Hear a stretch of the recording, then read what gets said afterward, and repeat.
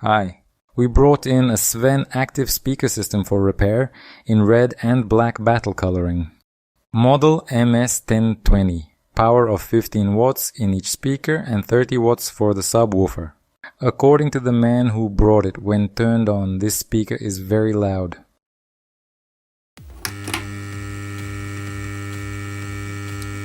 Yeah, that's what he said. And looks, you can hear the background of alternating voltage, not constant, as it happens when the amplifier chip burns out. Oh, if you plug in a speaker, you infernal Satan, the speaker also hums, and even more strongly than the subwoofer, so most likely it's the wrong power supply. Diarrhea, that's what it is.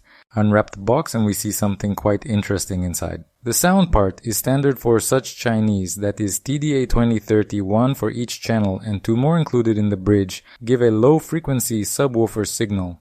Judging by the blackened board, they were heating very not weakly. It is quite possible that one of them died a brave death, and it is not surprising. Look at the size of the heatsink. Sven, I'm ashamed of you. The bloated 25V 4700 microfarad electrolytic capacitor on the power supply draws attention to itself. They are most likely the cause of the noise. On the back side, the board is in good condition. The tracks have not fallen off. So now, first of all, let's try to replace the capacitors on the power supply and see the result. I soldered the capacitors. The one that is not bloated is basically in normal condition. Well, the bloated one is in trouble. It's some kind of mutant diode.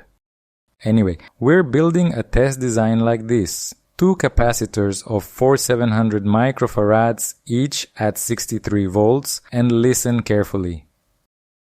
Everything's fine? No background? The heatsink is warming, which should not be.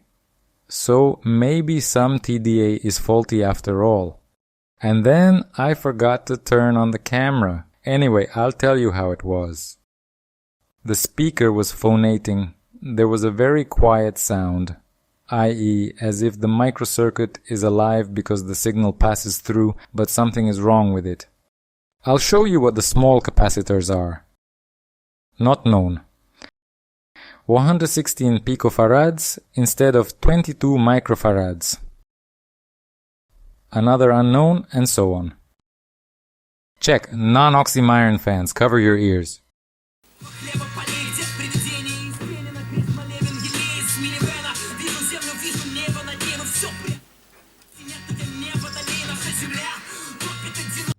And now in assembled form with normal subwoofer operation.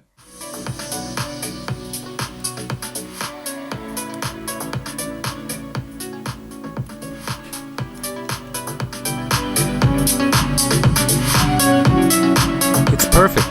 This is what overheating inside an enclosure can do. Thanks for watching. See you soon.